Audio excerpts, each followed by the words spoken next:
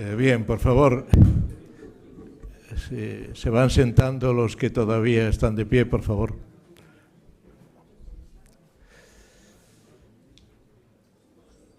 Bien, como presidente de esta Real Asociación de Hidalgos de España, me agrada enormemente darles la bienvenida a todos ustedes en esta conferencia, dentro del ciclo de conferencias que celebramos todos los años. Pero sin duda, esta tiene un carácter muy especial. Todos ustedes lo saben porque todos los que estamos aquí, muchos, estamos precisamente por eso.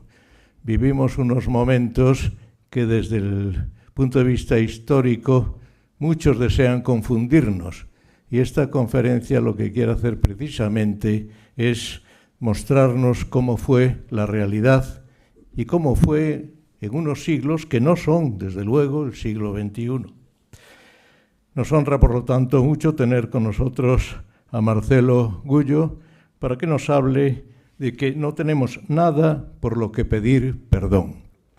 Así que ahora Jaime Travesedo, por favor, hará la presentación del conferenciante. Muchas gracias a todos por venir. Buenas tardes.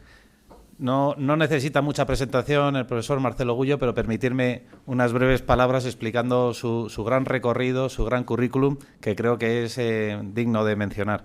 Es doctor en Ciencias Políticas por la Universidad de Salvador, máster en Relaciones Internacionales por la Universidad de Ginebra, graduado en Estudios Internacionales por la Escuela Diplomática de Madrid, profesor titular de la Escuela Superior de Guerra en el máster de Geopolítica y Estrategia, profesor de Buenos Aires, en Argentina, profesor de la Universidad Nacional de Lanús, en Buenos Aires también, profesor en la Universidad de El Salvador, en el máster de Relaciones Internacionales, también en Argentina, investigador del Instituto de Estudios Estratégicos de la Universidad Federal Fluminense en Río de Janeiro, en Brasil, y asesor de la Cámara de Diputados de la República Argentina.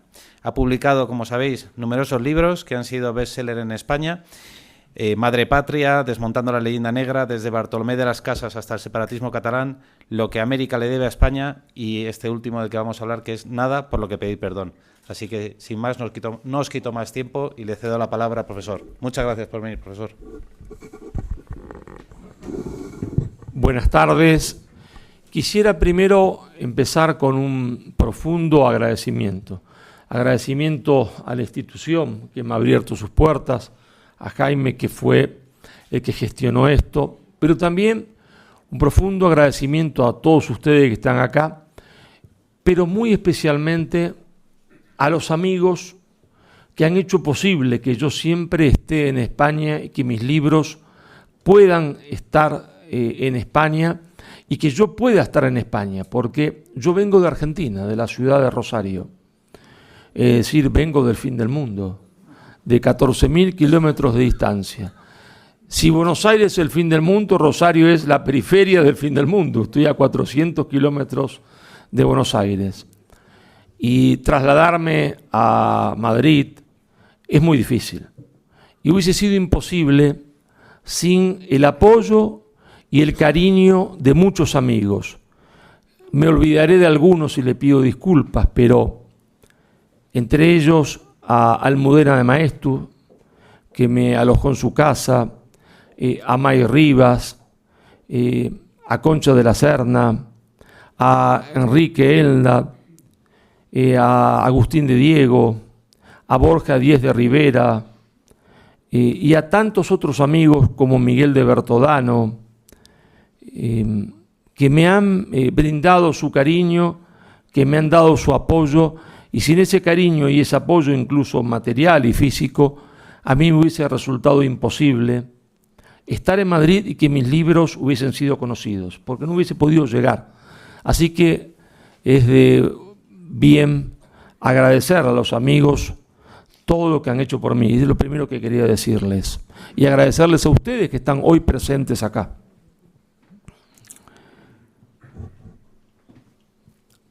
Fíjense ustedes que ha pasado algo que quizás no ha sido bien percibido. Acaban de dar un premio Nobel de Economía.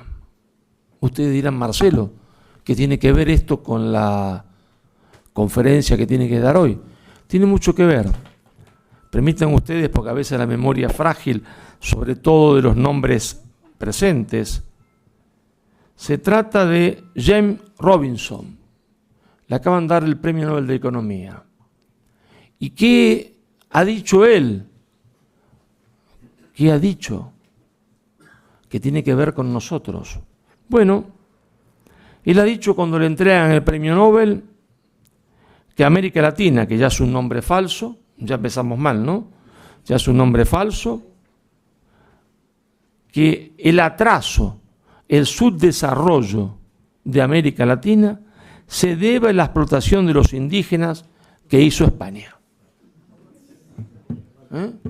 Los ingleses, decía mi mamá, no dan puntadas sin hilo, no dan puntadas sin hilo. Es decir, en el momento en que nosotros comenzamos a desmontar la leyenda negra, con un enorme esfuerzo, porque esto no ha sido producto del Estado español, que no ha hecho nada, sino más bien boicotear, sino producto de ustedes, de la sociedad civil española, de los españoles que se han dado cuenta que tienen que decir que todo esto fue una mentira. En ese momento los ingleses le dan el Premio Nobel de Economía, es decir, no se lo dan los ingleses, pero algo influenciaron para eso, le dan el Premio Nobel de Economía a un hombre que dice que el subdesarrollo, el atraso de América Latina, en realidad tendríamos que decir de Iberoamérica o de Hispanoamérica, en realidad Hispanoamérica, porque la Hispania romana incluía a Portugal y por lo tanto incluye al Brasil. Los mejores pensadores del Brasil han siempre dicho, como Freire, que Brasil es parte de Hispanoamérica, porque la Hispania era tanto Portugal como España. En ese momento en que nosotros estamos recuperando la hispanidad con libros como el mío, Nada por lo que pedí perdón, que fue nombrado por el jefe de la oposición en España, Feijóo, o con películas extraordinarias como la de López Linares, en ese momento se le da el Premio Nobel de Economía a alguien que dice el subdesarrollo, la miseria de América Latina, la culpa la tiene España. ¡Ah, caramba! ¿Puede ser eso casualidad? No, en política internacional no hay casualidades, no hay casualidades. Entonces, hoy nos encontramos acá, y no solo para hacer una justa reivindicación de la obra histórica de España en América, no es solo para hacer un folclore, no, nos encontramos acá para aclarar las cosas, porque lo que está en juego no es solo el pasado, sino el futuro, nuestro presente y nuestro futuro. Nuestro presente con una serie de movimientos políticos que dicen que tenemos que pedir perdón. Pide perdón el que ha cometido una atrocidad. Y otros que dicen que el atraso de ese continente, la culpa la tiene España. Y por lo tanto, claro, si la culpa la tiene España, fíjense ustedes, ¿no es cierto?, de la culpa. El Premio Nobel de Economía dice que después de 200 años la culpa del atraso es de ustedes. Bueno, caramba, mire, hombre, ustedes han dado el Premio Nobel de Economía, muy científico no puede ser, porque no hay forma de explicar económicamente que la culpa sea de España después de 200 años, no hay forma. Entonces vamos a ir por lo menos del pasado al presente y al futuro. Del pasado al presente y al futuro. Porque seguramente muchos de los que están acá tienen hijos, tienen nietos. Y a nosotros lo que nos interesa en el fondo, a ustedes que tienen hijos y nietos, es el futuro. Es decir, en qué España y en qué mundo van a vivir nuestros hijos y nuestros nietos. Pero para eso tenemos que volver al pasado, clarificar el pasado.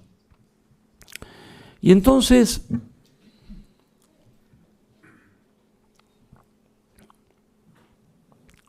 vamos a ir a hacer un viaje al pasado, ¿está? Como si vamos al túnel del tiempo, para ver las verdades y las mentiras, las realidades y los mitos, las realidades y los mitos. Resulta que hay un hombre barbudo, que llega a Mesoamérica. Mesoamérica porque España no existe, porque México no existe. México va a existir Después, llego a Mesoamérica. Llego a una playa en Mesoamérica y en esa playa, ya en unas islas, comienza a darse cuenta de montones de cosas. ¿De qué comienza a darse cuenta? Comienza a darse cuenta de que lejos, él no sabe dónde, no hay GPS, no hay mapas, no hay información satelital. Caramba, había que reflexionar sobre el coraje de esos españoles, ¿no? Que desembarcan en un lugar sin saber dónde están, sin saber a dónde van. Ya ahí estamos ante una situación bastante inédita, es decir, de un coraje que nunca se ha visto en la historia de la humanidad. A mí me exalta, me revela, cuando escucho decir a algunos españoles delante de otros españoles americanos, porque los que están allá son españoles americanos. Yo soy un español americano, a pesar de que soy hijo y nieto de italianos, soy un español americano. ¿Qué estoy hablando? Español. Soy español americano.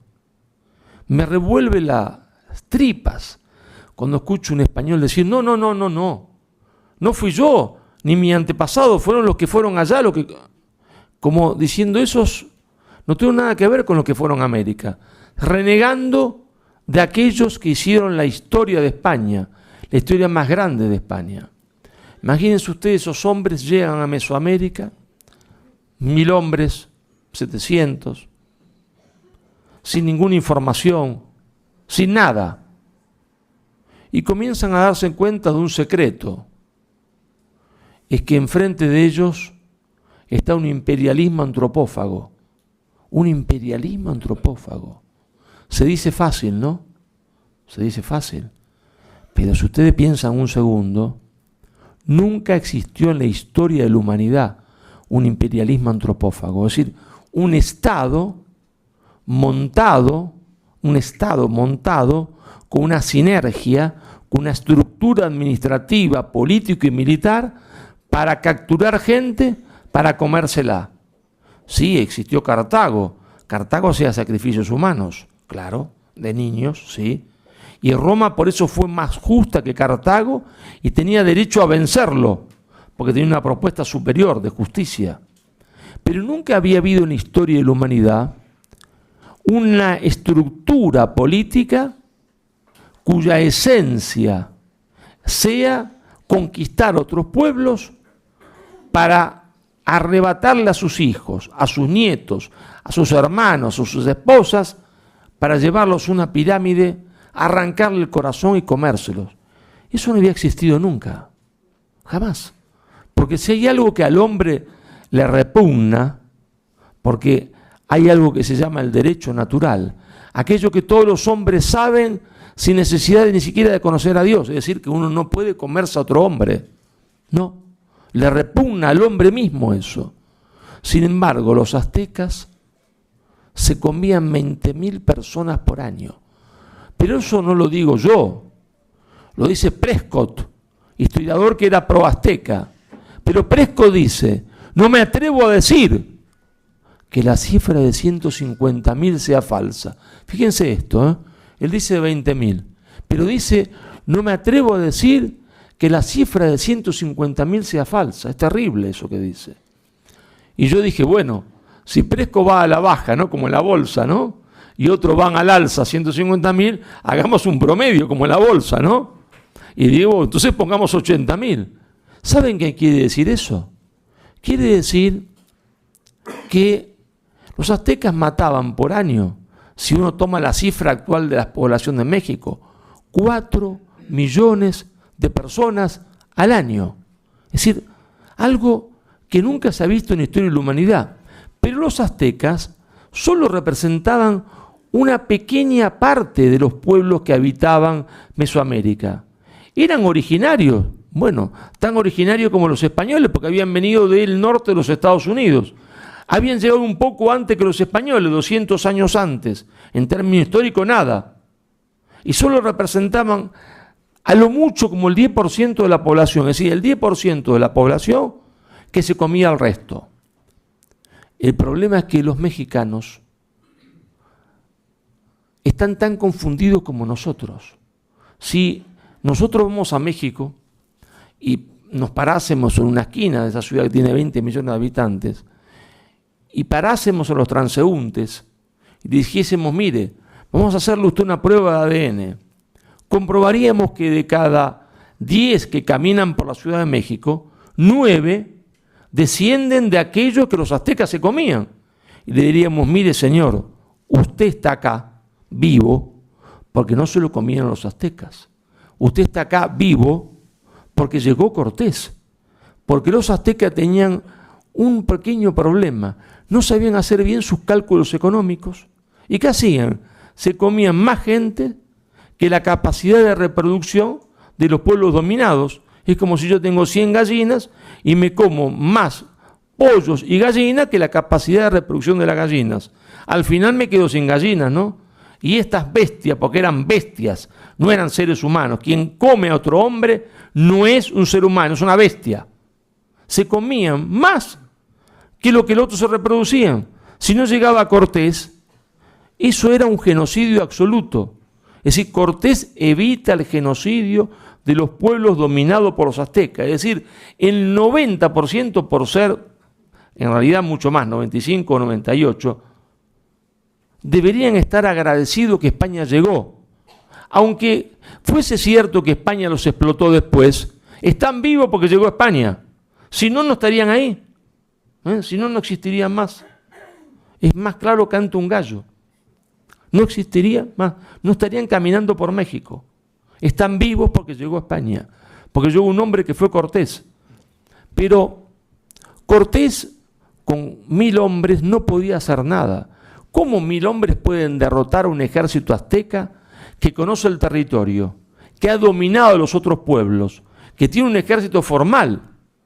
Pero escúchenme, si hemos visto cómo los norteamericanos han huido como ratas de Afganistán, porque no conocen el territorio, con unos barbudos y han tenido que huir de Afganistán y de Vietnam. Bueno, Estados Unidos, con la tecnología moderna. Puede pensarse que Cortés con 1000 hombres. Entonces siempre aparece un alumno en clase que me dice, profesor, tenían el arcabuz. Mire, hijo, el arcabuz no es un subfusil israelí. El arcabuz, entre que yo lo cargo y lo descargo, me dieron 40 flechas en la cabeza y 1000 piedras en la cabeza, hijo. Profesor, pero tenían el caballo. Mire, hijo, el caballo los asustó 4 días. Al 4.º día lo abrieron y dijeron, esto es un animalito como que quiero, tiene tripa, corazoncito. Se acabó. El secreto está en que Cortés no conquistó a nadie. Decía José Vasconcelos, que fue rector de la Universidad de México, de la UNAM, y que fue ministro de Instrucción Pública de la Revolución Mexicana. Es decir, no estamos hablando de un hombre de nacional católico, extrema derecha. Dice, señores, terminemos de pavadas. La conquista de México la hicieron los indios. Claro, porque Cortés, dándose cuenta de que existía ese imperialismo antropófago, ¿qué es lo que dice? Marchen conmigo y destruimos a ese imperialismo antropófago. Es como si yo vengo acá, a ustedes le cobran impuestos fantásticos. Una palabra que aprendí acá que no sabía que existía, que es flipar. Dije, perdónenme, nosotros a todos los españoles los llamamos gallegos, pero no es despectivo, es cariñoso.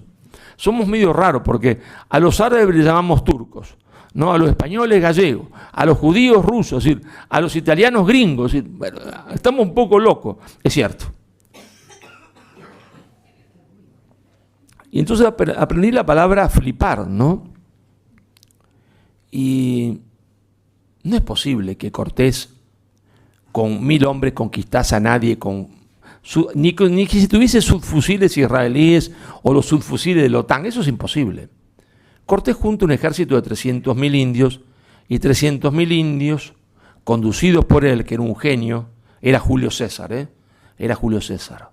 Y si uno ve las cartas, se da cuenta que es un hombre de una gran cultura, porque las cartas de Cortés se da cuenta que leyó a Julio César, son las cartas de César. Es un hombre que alivia a Julio César y cuenta la conquista de México como la conquista de las Galias. Es casi un calco. Es un hombre de gran cultura. La hacen los indios.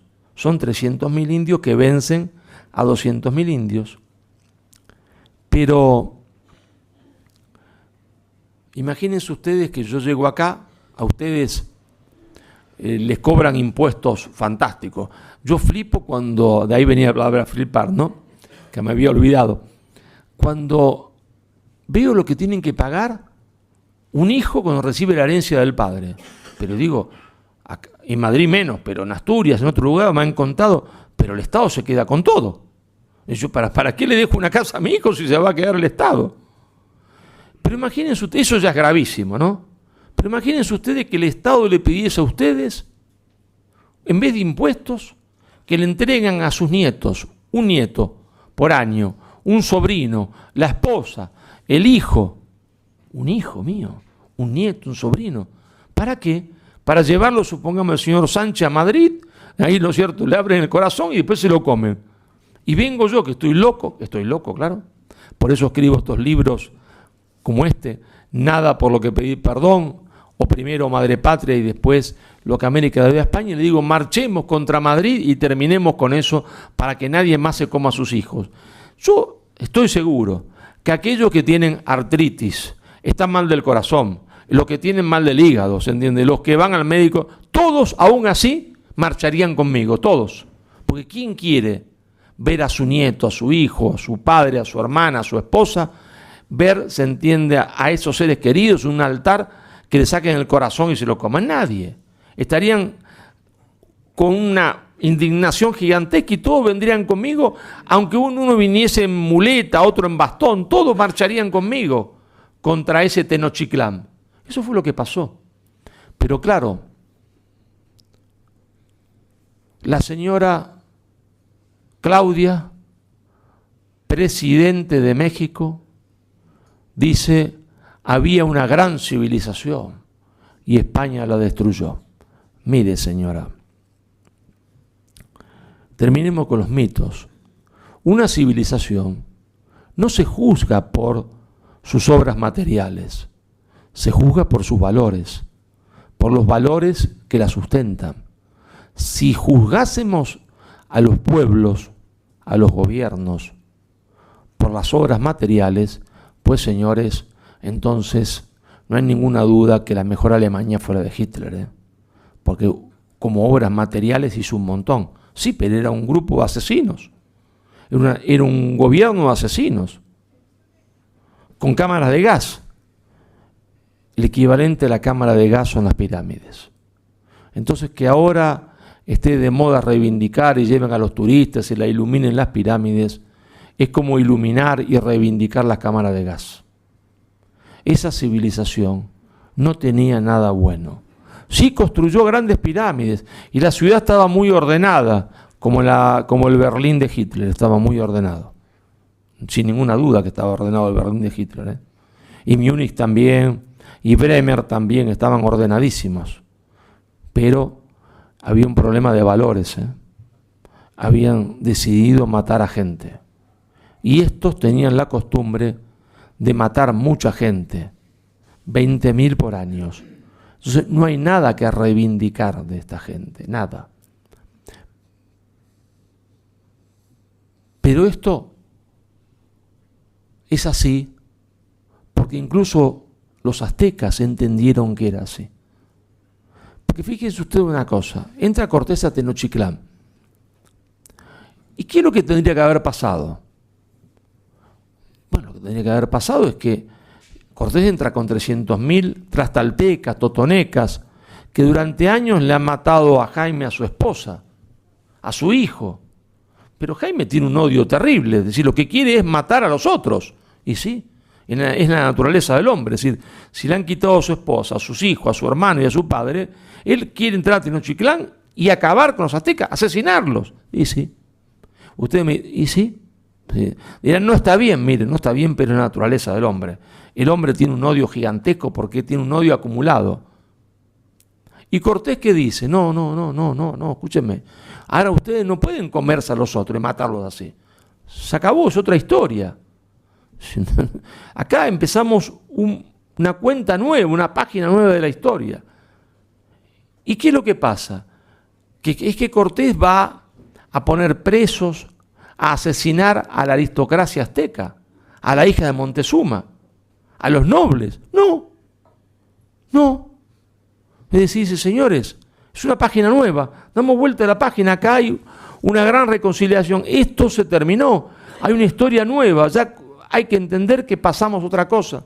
Va a haber un mestizaje entre españoles y tlaxcaltecas, entre españoles y aztecas, es una historia nueva con valores nuevos, porque ese Dios de la muerte que han ustedes adorado se terminó. Y entonces pasa que la hija de Montezuma, el emperador antropófago, se casa con españoles, y no una vez, varias veces. Se ve que a los españoles los mataba en la cama. No resistían a Isabel, se llamaba Isabel de Montezuma, ¿no? Pero Isabel dice en su testamento, fíjense lo que dice, ¿no? Isabel se bautiza, se hace católica, dice, el mundo que hemos construido, ella casada con españoles y con sus hijos. Sus hijas van a ser 2 monjas, hay 2 monjas sus hijas. Otros van a ser nobles de España, grandes de España. Dice, el mundo que hemos construido, es decir, ustedes y nosotros, es mejor que el mundo de mi padre. Ella, es decir, no lo dice un tercero, lo dice una mujer azteca. Es el mundo que hemos construido es mejor que el mundo de mi padre, porque España no negó, y podría haberlo hecho, no negó todo el pasado azteca. Si yo hubiese sido español o Cortés, yo lo hubiese negado. Es decir, hubiese dicho, estos tipos no voy a dejar uno vivo, no voy a dejar ni recuerdo de su lengua, porque han sido como el demonio. Pero se ve que esos españoles eran más católicos que yo. Perdonaron un imperialismo antropófago y dijeron, no, todo hombre tiene redención. Y entonces los sacerdotes españoles convirtieron la lengua nahual, ellos no sabían escribir, en lengua escrita, y le dieron una gramática, 40 años antes que la gramática, o 30, no importa si son 40 o 30, que la gramática inglesa y alemana. Es decir, aquel al que vencí, que estaba en el error, le digo, no, pero yo quiero incorporarte, es decir, no quiero que pierdas tu cultura. Tu lengua tiene que ser lengua escrita, y para eso necesitas una gramática, y yo te hago la gramática. Y tu nobleza, al cual yo derroté, y tengo derecho a exterminarla, no voy a exterminarla. Se van a casar con mis nobles, con mis soldados, y voy a respetar tus títulos de nobleza, y vas a ser grande en España, porque ahora hay una historia nueva. Todos estamos redimidos, porque los españoles sabían que ellos también eran pecadores, que todos somos pecadores. Y si todos somos pecadores, ese pecado de ellos también debía ser perdonado, y comenzar una historia nueva. Yo les puedo asegurar que jamás en la historia de la humanidad hubo un caso semejante, nunca, jamás. Porque hay que encontrarse con un infierno como el infierno azteca y decirle al otro, mirá, yo también me equivoqué y también cometí errores. Pero estamos hablando de un imperialismo antropófago. Hoy, cuando uno va a México, lo invitan a comer pozole. ¿Saben cómo se hacía el pozole? El pozole se hacía con el muslo humano. Se hacía con chocolate amargo, chocolate amargo que era la salsita, con picante, con ají picante, y ahí la patita que iba hirviendo, pipín, y hirviendo la patita. Ahora se hace con cerdo, gracias a Dios, ¿no? Por eso cuando la señora Claudia, ustedes dirán, no la llama presidenta, ni presidente, a veces la llamo presidente, porque no existe presidenta. Como no existe policiotos, ¿no? ¿Es policía? ¿Y policiotos? No hay policías y policiotos. Hay policías, pero es varón, sí, policía. No hay policías y policiotos. Como hay presidente, sea mujer o hombre, sí. No hay policías y policiotos. La señora Claudia va a empezar lo que se denomina en México la cuarta transformación. Atención a esto, atención, porque a veces ustedes toman las cosas de forma muy superficial en Madrid, más Madrid, en Sevilla, en Málaga, en todos lados. Creen que esto es una cosa de esta chica, ¿no es cierto?, que es un poco, no tiene nada que ver con México, ya se le pasará. No se le va a pasar nada. No, están equivocados. Vamos a una cuarta transformación de México ya. Es lo que ella propone. Esa cuarta transformación es extirpar de raíz todo lo hispano católico. Pero supongamos que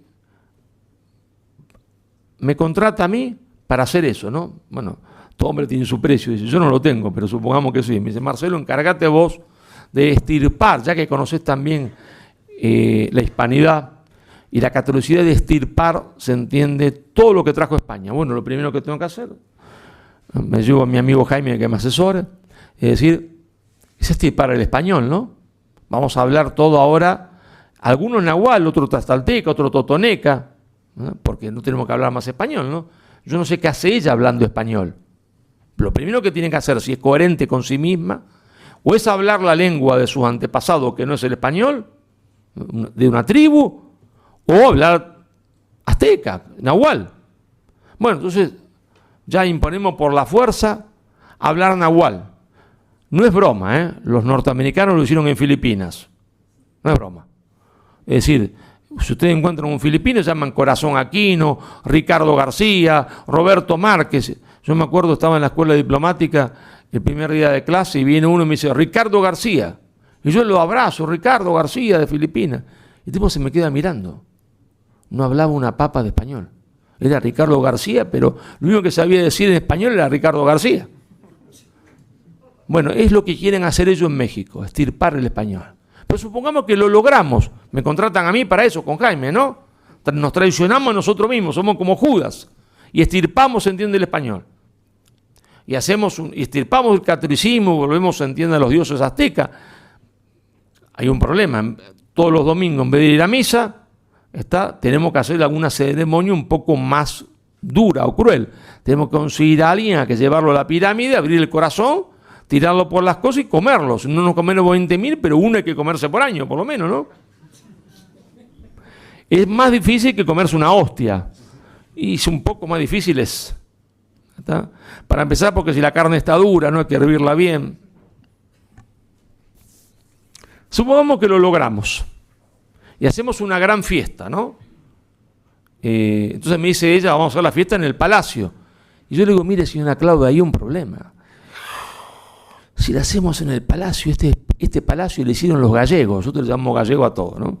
Este palacio le hicieron los gallegos y no podemos hacer la fiesta en el palacio, ¿por qué? Hay que renegar de todo, y así que este palacio hay que demolerlo. Bueno, dinamítelo, Marcelo. Bueno, hacemos la fiesta entonces en la plaza. Bueno, hacemos la fiesta en la plaza y dice, de menú, me dice ella, el plato tradicional de México, pozole. Mire, presidenta, hay un problema. El pozole, como estamos renegando de España y todo lo que España trajo, el pozole se hace con un cerdito, porque antes se hacía con carne humana. Así que pozole no va tampoco. Bueno. Elimine usted el pozole, vamos a hacer un guiso, nada más que un guiso, un puchero, un cocido de maíz, porque lo único que había era maíz y cacao, de maíz y cacao. Fenomenal. Entonces contrato un cocinero de eso de la Nouvelle Cuisine francesa, me invento un plato de maíz y no sé qué otra cosa, ¿se entiende? Y entonces, y cacao y picante, y hacemos un plato para todos.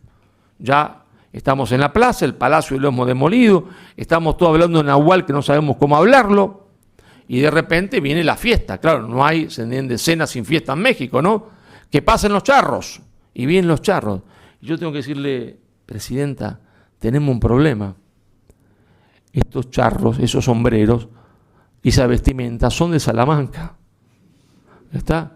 Bueno, que se saquen los sombreros y la vestimenta, que toquen desnudo. Presidenta, hay un problema. La guitarra y el guitarrón vienen de España. así que no hay nada que cantar, ¿se entiende? Porque no podemos cantar en nahual, ellos no lo saben. La guitarra es española, el guitarrón también, el sombrero viene de Salamanca. Es decir, no existe México sin España, no existe Hispanoamérica sin España, porque así como Roma hizo España, España hizo Hispanoamérica. Pero tampoco existe España sin Hispanoamérica, porque el español que no conoce Hispanoamérica, o peor aún, que reniega de Hispanoamérica, reniega de sí mismo, porque la obra más gloriosa de España en la historia de la humanidad fue llegar a América, porque no hubo conquista de América, hubo liberación de América, liberación de un imperialismo antropófago. Pero ustedes dirán, Marcelo, pero ¿y el resto? Y Colombia y Venezuela. En Colombia reinaba el canibalismo de los pijaos, ¿sí? Y hoy, los 12 de octubre, como hace un par de horas, se ven algunas señoritas descendientes de los chipchas desfilando al lado de un pijao. Y habría que decirle, mira, niña, estarás quizás enamorado de este que está al lado tuyo que pijao, pero este es el que te comía. Si no hubiese llegado, se entiende, España, no estarías caminando por acá, porque eran caníbales. Eran caníbales. Pero en Perú no había canibalismo, es verdad, es cierto. El imperio quechua o inca persiguió al canibalismo. Es tal el horror que le causaba el canibalismo de los guaraníes, llamado tupí guaraníes, que perseguía eso que era atroz. Pero era un imperialismo atroz, sanguinario, totalitario, que si lo comparamos con el de Stalin, y tenemos que hacer una estampita con Stalin juntos, se entiende, a la Madre Teresa de Calcuta. ¿Saben ustedes cuando muere Pachacútec? Gran Pachacútec, dicen, cuando uno va a Cusco, hay que escuchar.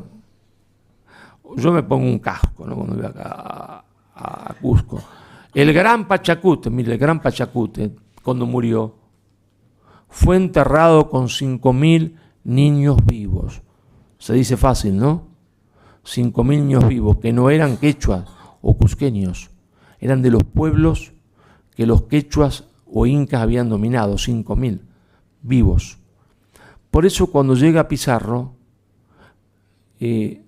no conquista el Perú, que no existía, libera a los huancas, entre otros, del dominio de los quechuas. ¿Y por qué lo hace tan fácil? Bueno, porque Cortés le había enseñado su secreto. Dice, mira, ahí hay un conjunto de imperialismo distribuido por toda la región, y lo que tenés que hacer es liberar a esos pueblos, ofrecerle una alternativa distinta. Y entonces lo que hizo Pizarro fue unir a los pueblos de la periferia conquistados y marchar contra Cusco. Pero hubo una particularidad en el Perú. Estaban ciertamente más cerca del bien que lo que estaban los aztecas. Y una parte de la aristocracia inca, cansada de la otra parte, también acompañó a Pizarro. Porque Atahualpa era un asesino. Había mandado matar a su hermano y bebió chicha, es decir, la bebida del fermento del maíz, en el cráneo de su hermano. Ustedes saben que se lo acusa de Pizarro de haber matado a Atahualpa. Pizarro no quería matarlo. ¿Pero por qué lo mató? ¿Por qué lo ajusticiaron? No lo ajusticiaron porque, estando él en el campamento español, en Cajamarca, él mandó asesinar a su hermano. Por eso lo ajusticiaron. Aún así, Pizarro no quería. Y sus hombres lo obligaron a eso. Porque aparte era de justicia, era un asesino. Y la mitad de la aristocracia inca, los llamados incas españoles, estuvieron con Pizarro. Pero saltaría algún indigenista acá. Está bien, supongamos lo que usted dice es cierto, y después nos robaron y nos expoliaron durante 200 años, dirían. No, bueno, Acá hay un indigenista levanta la mano y dice, sí, está muy bien, pero después nos robaron durante 200 años. Y durante 200 años se aprovecharon de nosotros, nos expoliaron, nos explotaron. Caramba, esa no sería una mala cuestión. Sería un buen cuestionamiento. Porque yo podría tener razón en la primera parte. ¿Está? Es decir, podría tener razón en la primera parte que no hay conquista de América. Y yo les voy a pedir, por favor, que terminemos de hablar de conquista de América. Que nos acostumbremos a hablar de liberación de América, no de conquista. Pero supongamos que aquí hay un indigenista y dice, sí, está bien, señor Marcelo, profesor, usted tiene razón, no hay conquista sino liberación. Pero después hubo 200 años de explotación, muerte. Bueno, no es mala cuestión. Podría él estar en la verdad. Podría tener verdad yo, hubo liberación y después 200 años de explotación. ¿Y cuál es el hecho que demuestra que ese indigenista que tuviese presente acá no tiene razón? Fíjense ustedes.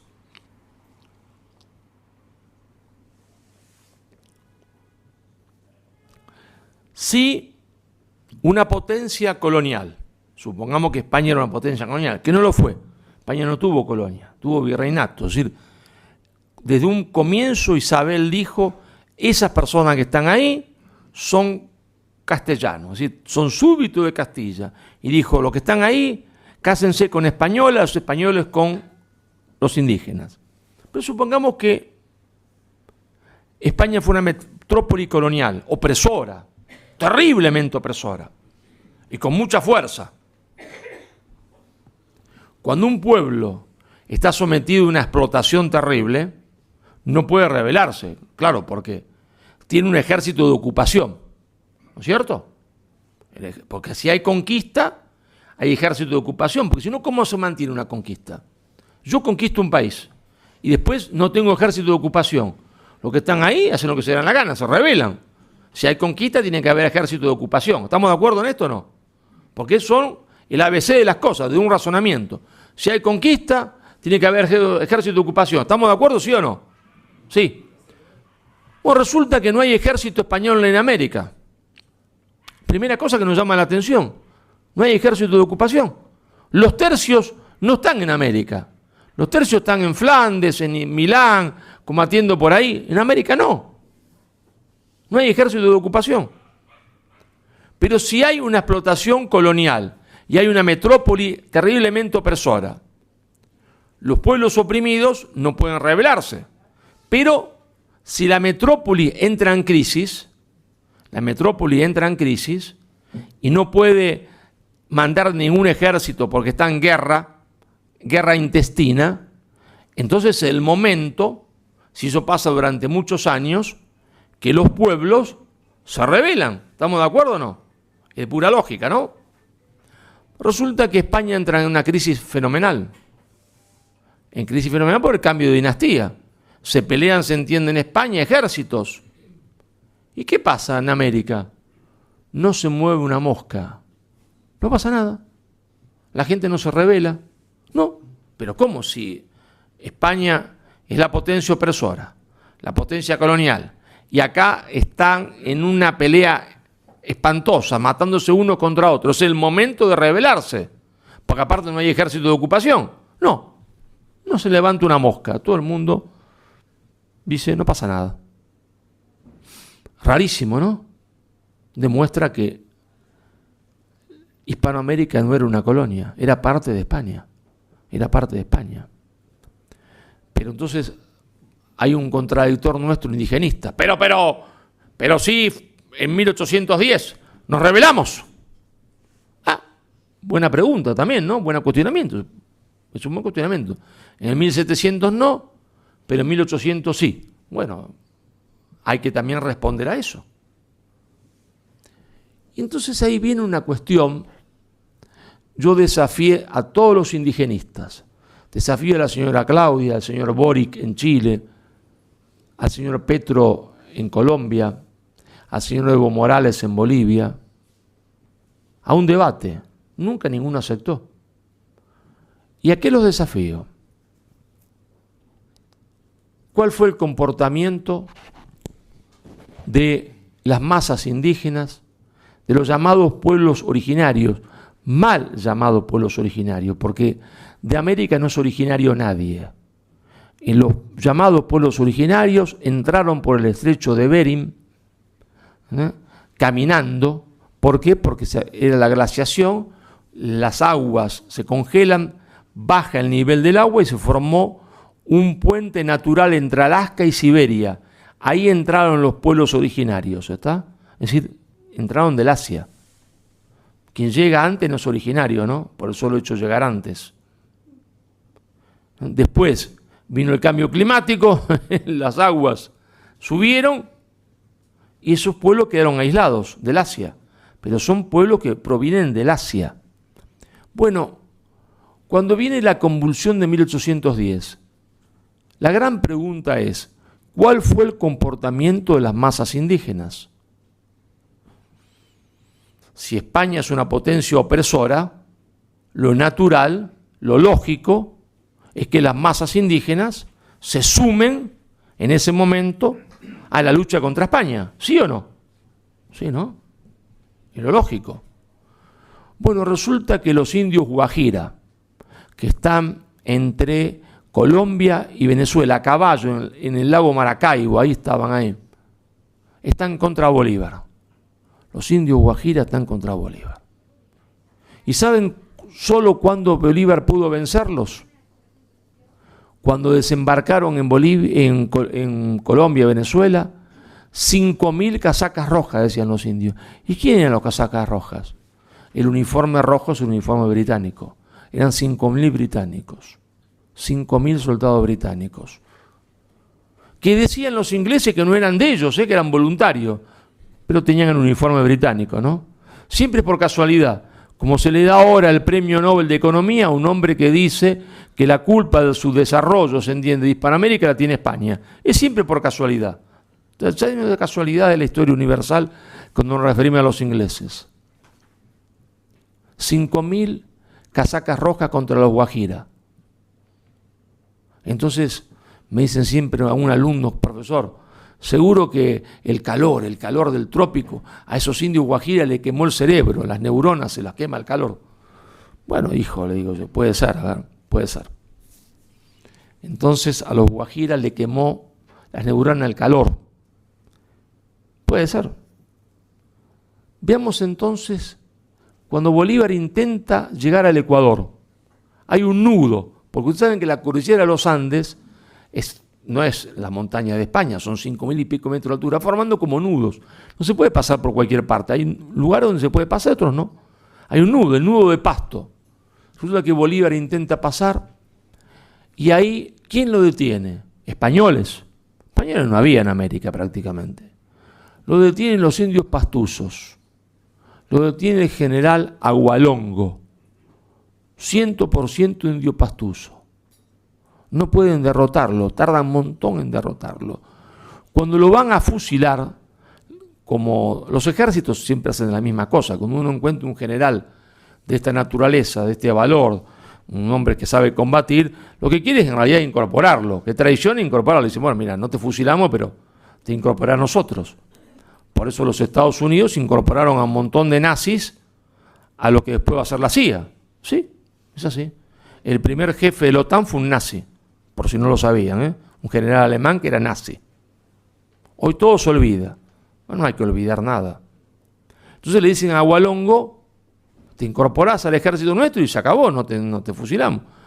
Y Agualongo dice, 1.000 veces volvería a dar mi vida por Dios. Fíjese lo que dice, por Dios, la patria y el rey.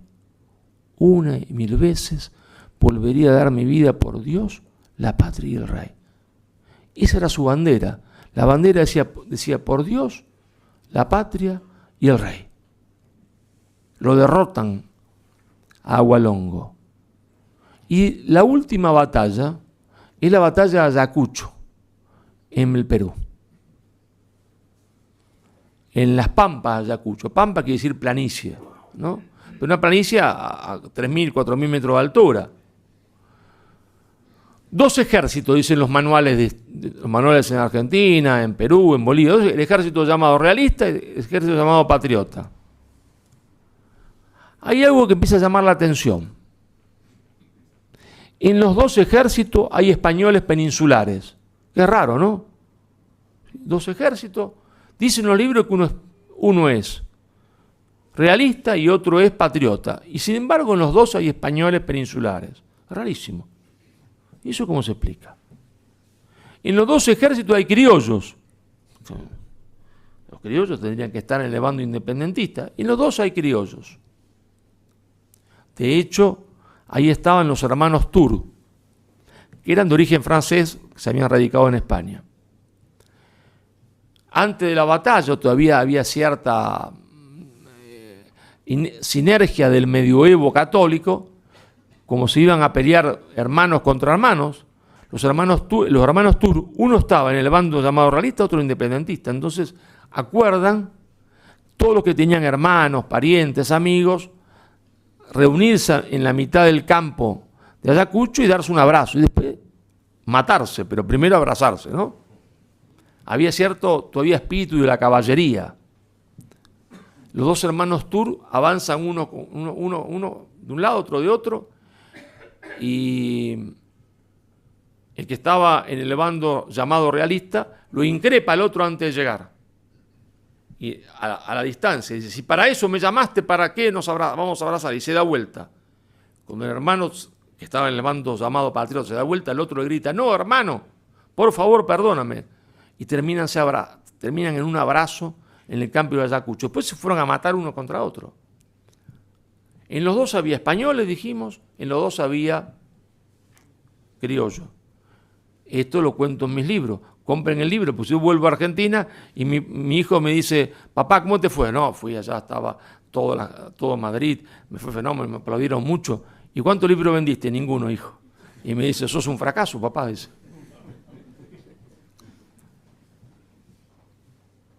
Pero, ¿dónde estaban los indios? Esa es la gran pregunta. ¿Dónde estaban los indios? Los indios tienen que estar necesariamente, si lo que dicen los negros legendarios, los partidarios de la leyenda negra es cierto, ¿dónde tienen que estar? En el bando independentista, ¿no? No puede ser de otra manera. El ejército realista, llamado realista, en realidad es una guerra civil entre hermanos, porque todos eran españoles, incluidos los indios. Por eso decía un nicaragüense, Augusto César Sandino, a quien nadie podrá acusar de fascista, nacional católico, franquista, ¿no? Augusto César Sandino. Nosotros somos españoles indios de América. Españoles indios de América. Sandino, no será fascista, Sandino, franquista. No, mire, está antes de Franco, está antes del fascismo. No. Sandino, que combatió el imperialismo norteamericano, pistola en mano. Dice, nosotros somos españoles indios de América. ¿Los indios dónde estaban? En el ejército llamado realista. El ejército realista estaba formado de 6.000 hombres. 5.000, se dice fácil, son quechua hablante, indios. Entonces siempre en clase, pues yo todo lo cuento en clase, ¿no? Por eso me echaron de la universidad. Claro, me tenían que echar, era natural, ¿no? Me dicen, profesor, esos indios seguro que estaban obligados a pelear. No es mala respuesta, no es mala cuestión, porque muchas veces los ejércitos obligan a pelear. Hacen una leva y los obligan. Es buena esa cuestión. ¿Cómo sabemos que no es así? Porque una vez derrotados estos indios, los 5.000 quechua hablantes, ahí estaba un general, Antonio Huachaca. Estos se retiran a las montañas, a las cumbres de Ayacucho, en lo que se llamó la Guerra de los Castillos, porque peleaban en las cumbres. Siguieron peleando 10 años más. 10 años más. ¿Con qué? Con una bandera blanca que decía, igual que Agualongo, por Dios, la patria y el rey. Ah, carajo. Estos tipos pelean 10 años más con una bandera que dice, por Dios, la patria y el rey. Ya nadie los obliga, ¿no? Ya se ha decretado la independencia y ellos combaten 10 años más. Y saben una cosa, Agualongo no se rindió nunca. Firmó un tratado está de paz, pero él decidió irse a la selva, no entregarse. Entonces me dicen los alumnos, profesor, ¿a cuántos metros peleaban? Y, hijo, le digo yo, peleaban como a 4.000 metros, 3.500, qué sé yo, en la montaña arriba como 5.000. Profesor, me dice, estos indios tenían la cabeza mal, profesor, porque la altura, usted vio la altura, ya la altura, falta de oxígeno, le quema la cabeza a estos pobres indios y aparte mascaban coca. Esos indios no vale, ese ejemplo no vale, profesor, porque estos indios tenían la cabeza atrofiada por la coca y la altura. Bueno, yo no soy médico, podría ser, quizás tiene razón. Si se ve que la altura, la falta de oxígeno y la coca le quemó la cabeza y no saben por quién pelean. Bueno, hijo, mire, puede ser. Déjeme pensar un poquito. Y nos vamos más al sur. Nos vamos a Chile. Ahí están los hoy llamados mapuche, mal llamados mapuche, no existe nunca la palabra mapuche. La inventaron en Inglaterra. Por eso la sede de la nación mapuche, que busca dividir Argentina y Chile, tiene su sede en Bristol. De ahí viene todo el dinero, ¿eh? Ahí viene de Bristol. Resulta que los mapuches combaten con la misma bandera de Agualongo que dice por Dios, la patria y el rey hasta 1830. 1830. Los araucanos no están en altura, combaten en lo que es la costa chilena, ¿está? Ahí no hay altura. No hay el calor que le quema las neuronas como en Venezuela y Colombia, en el lago Maracaibo a los Guajiras. ¿Y entonces qué van a decir?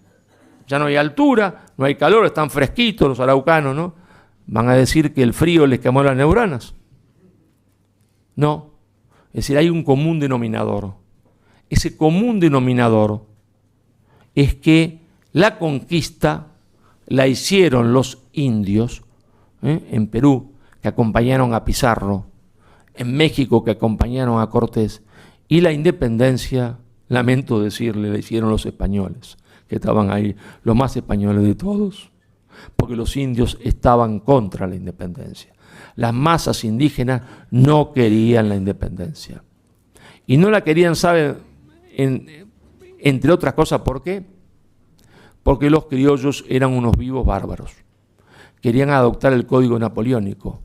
España había respetado la propiedad comunal de la tierra. Los indios tenían propiedad comunal. Y España la respetó. Me acuerdo, le dieron el doctorado honoris causa a Evo Morales. Y entonces, en mi universidad, yo me acerqué respetuosamente, porque no hay por qué faltarle el respeto a nadie, ¿no? Lo cortés no quita lo valiente. Entonces le dije, mire, presidente, hay un problema en su discurso que acaba de dar cuando le dieron el título honoris causa. El problema es que si en vez de España hubiese llegado a Inglaterra, usted no recibiría el doctorado honoris causa, porque lo más probable es que usted estuviese muerto.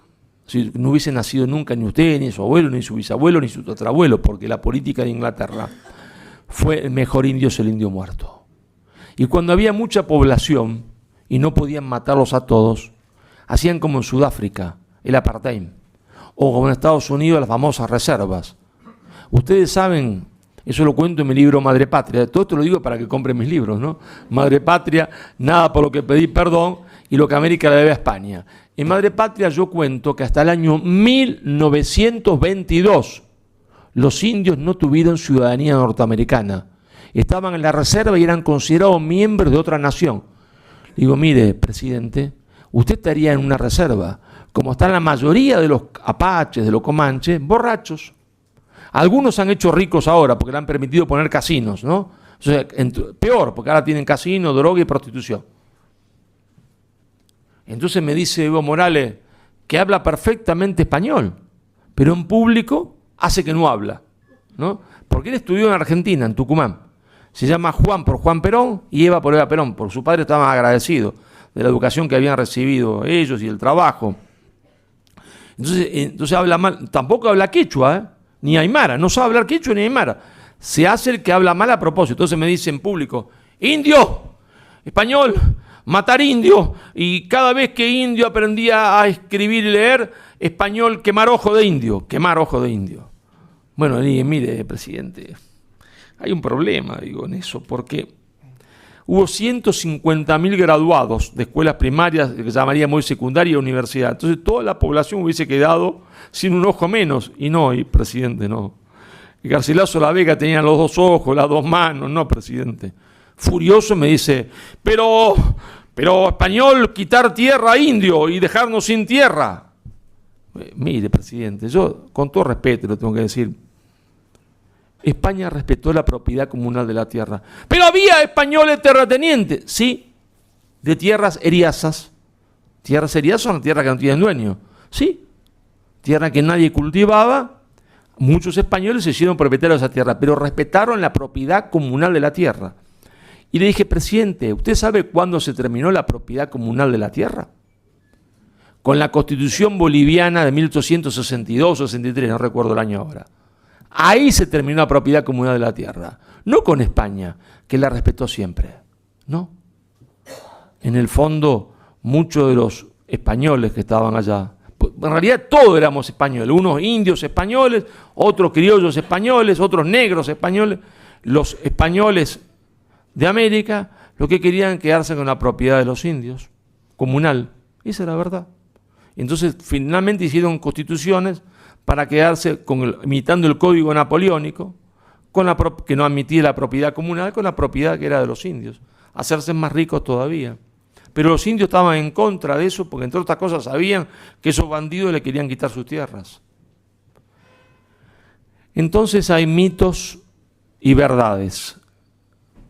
Los mitos son lo que hemos visto ahora, a Yolanda Díaz decir que hay que pedir perdón, que hemos cometido un genocidio. Los mitos son lo de la señora Claudia y el presidente anterior. Esos son los mitos. No resisten el análisis histórico. Los mitos son de unos profesores en España, como un renegado andaluz. Digo renegado andaluz porque es andaluz y enseña en Barcelona. ¿Está? Y es uno de los asesores de Puigdemont. ¿Sí es así? Puigdemont, no sé. Esa cosa rara que se pronuncia ahí en Cataluña. Ese que se escapó en un auto, ¿no? En el baúl, ¿no? Pero que fue protegido allá, no por Putin, sino en Bélgica, lo protegen, ¿no? El asesor principal que acaba de decir ayer o antes de ayer que España tiene que pedir perdón porque cometió masacres, heridos, muertos. Mire, hijo, fue una guerra de liberación de los pueblos oprimidos contra el pueblo opresor que eran los aztecas, de los pueblos oprimidos como eran los huancas o los chachapoyas contra los incas. Toda guerra es horrible. Si yo me dedico a hacer un parte de guerra y describo un parte de guerra así, uno le corta el brazo al otro le corta la oreja, es cruelísima la guerra. Nadie quiere la guerra, es obvio, ¿no? La guerra es horrible. Entonces, si yo describo los partes de guerra, describo una historia de horror, ¿sí? La guerra, ¿qué quiere? Es así. La guerra es horrible, nadie quiere matarse uno con otro. Entonces, estos mentirosos, negro legendario, este renegado andaluz que trabaja para los catalanes, sí, trabaja para el independentismo catalán, porque no todos los catalanes creen eso, ¿no? Ni están en eso, por supuesto. Este renegado andaluz anda diciendo por ahí, mostrando los partes de guerra. Entonces, engaña a los ignorantes, porque si a mí me muestra los partes de guerra, digo que se los puede llevar a la casa, por no decir otra cosa más grosera, porque en todas las guerras, si yo describo los partes de guerra, es una cosa de horror, ¿sí? ¿Qué quiere que la haga? La gente en guerra se odian uno con otro, uno le corta la oreja, otro le corta el ojo, y sí, se ponen nerviosos y le da 400 cuchillazos, sí, ¿qué quiere hacer? La guerra es horrible, ¿no? Pero eso fue una guerra de liberación contra el imperialismo opresor de los aztecas, contra ese canibalismo, contra esa antropofagia, contra ese imperialismo opresor de los incas, contra el canibalismo de los indios, se entiende, en Colombia, liberando a los otros, porque no hubo nunca la cantidad de españoles suficiente para derrotar a nadie si no hubiese estado apoyado por los otros indígenas. que sentían esa presencia como la llegada de un libertador. Sí. Y después, la prueba de que no hubo colonia, como dice una persona que ocupa el Ministerio de Cultura, una cosa muy rara, ¿no? Que no hubo colonias, es que esas personas, porque sabían que el mundo que se construyó después era mejor que el anterior, por supuesto que no era un mundo idílico, por supuesto que había injusticias, por supuesto que no era, se entiende, la España de 1992, no, escúcheme, no es el Estado benefactor, no hay jubilaciones, no, ¿qué quiere que, escúcheme? Estamos hablando del año 1500 y 1600, ¿está? Por supuesto que hubo injusticias, por supuesto que había españoles que cometían errores, por supuesto que hubo españoles, sí, todo lo que usted quiera, pero para todo el mundo, para todos sus pueblos, el mundo que se construyó después fue mejor que el mundo anterior. Y por eso no se movieron en el 1700, cuando España no podía mandar un solo hombre, porque no se sabía quién era, ni siquiera quién era su rey, porque por eso peleaban, ¿no? Un solo hombre podía mandar a España y nadie se movió. Y por eso en 1810, a partir del 10, todos los pueblos indígenas, todas las masas indígenas dijeron, por Dios, la patria y el rey. Muchísimas gracias.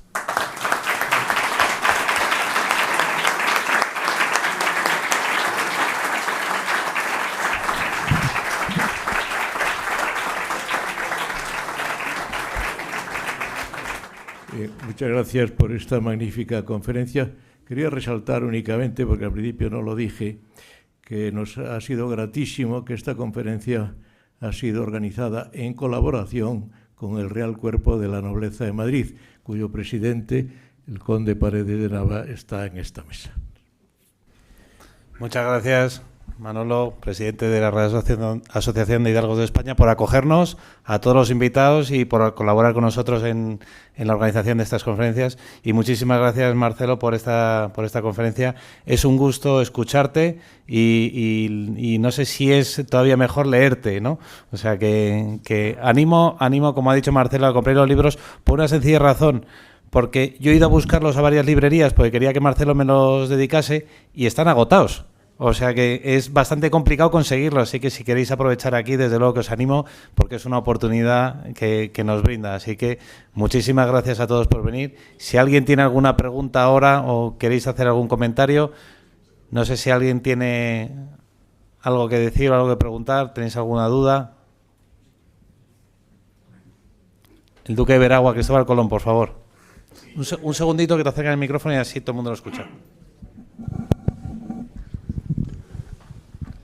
Bueno, yo quería preguntarle cuál es el sentimiento ahora dentro del mundo académico que usted conoce, los países que ha visitado, bueno, por supuesto su patria Argentina o el propio México, en el ambiente culto con respecto a este tema que estamos hablando y esta parte de la historia tan singular. Bueno, es una excelente pregunta, porque lo que acontece es algo terrible. Lo que acontece es que hay una hegemonía de lo que yo denomino el pensamiento negro legendario, es decir, de aquellos que dicen que España fue a robar, matar, asesinar, que son los antiguos miembros del Partido Comunista y Socialista reciclados en este progresismo de color rosa. Hay una hegemonía, no quiere decir que sean mayoría, pero ¿qué es lo que pasa? El resto calla, porque no quiere tener problemas. Es decir, porque eso se ha convertido en lo políticamente correcto. Y entonces cuando yo hablo me dicen, pero vos sos un loco. ¿Por qué decís esas cosas? No vas a progresar nunca en la universidad, nunca vas a ocupar ningún cargo, no te lo van a dar, no te van a elevar de categoría. Es decir, hay una minoría que controla la universidad, que establece ese pensamiento negro legendario, y una mayoría silenciosa que, aún no estando de acuerdo, admite eso. Lo cual yo no sé si no es peor, ¿está?, que si fuesen totalmente mayoría, porque no dicen nada, lo admiten. O sea, hay un temor a enfrentar lo políticamente correcto. Temor fundado, porque otros amigos míos llegaron a ser decanos. ¿Haciendo qué? Lo que se llama en Argentina la tabla, ¿no? Flotando, el silencio. Sin hablar, decano. Marcelo habla fuera de la universidad. Entonces, desde el punto de vista pragmático, tienen razón ellos, ¿no? Entonces, esa es la situación actual. Sí. Gracias. Su exposición magnífica en todos los conceptos, la argumentación magnífica. Quería hacer solamente una pequeña incidencia, que es que dentro de unas semanas será el 300 aniversario de la última gran batalla del Imperio Español en América, que es Ayacucho, en la cual luchan españoles contra españoles. Entonces, tengo referencia directa de ello, porque soy cuarto nieto del mariscal Monet, que mandaba la infantería española, y que, indudablemente, pidió al mariscal Sucre que antes de pelear pudiera haber un entendimiento, porque había españoles en ambos lados, y 55 parejas se abrazaron para luego matarse, porque si se ven la lista de los caídos, el ejército español, el ejército realista, luchó con todo brío y murieron muchísimos de ellos. Pero eso de una guerra entre hermanos, como guerra civil, completamente. Me ha emocionado, me ha encantado y sobre todo quiero alabarle la valentía con que está defendiendo esta causa en unos foros tan contrarios como los foros académicos de Hispanoamérica. Muchas gracias. Muchísimas gracias a usted. A recarga. Muchísimas gracias.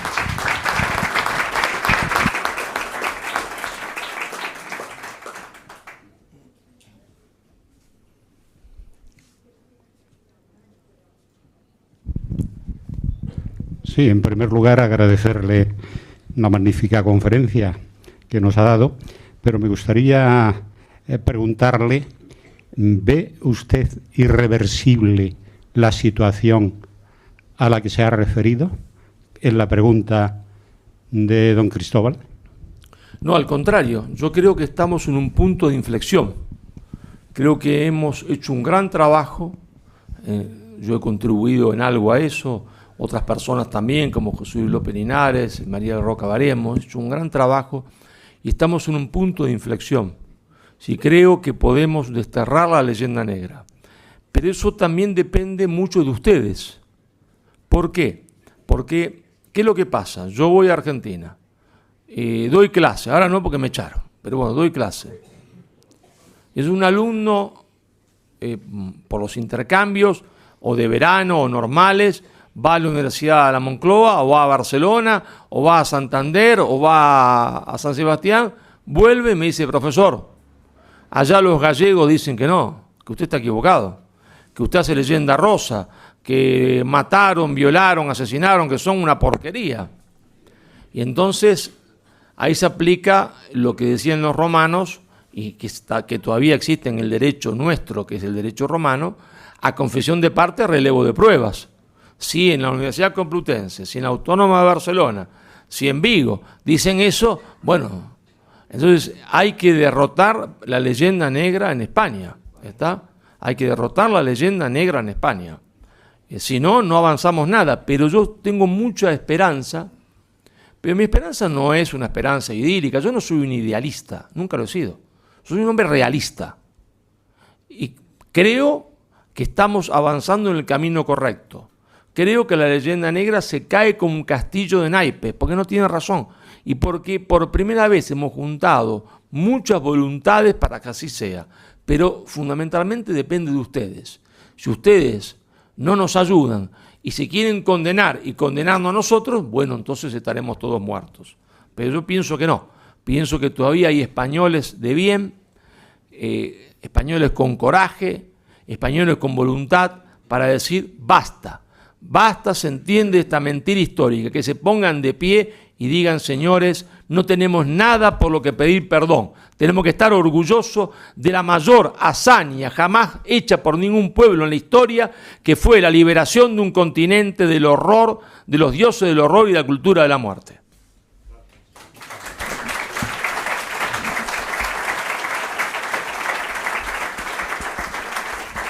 Ya, para terminar, por un lado, espero que haya un próximo libro que se llame Mucho por lo que dar gracias, ¿no? Porque son todas esas cosas que estás contando. Y luego ya, como detalle o anécdota, quería comentaros que el nuevo comandante de la Guardia Nacional de México se llama Hernán Cortés. O sea que las vueltas que da la vida y acaba poniendo a cada uno en su sitio, ¿no?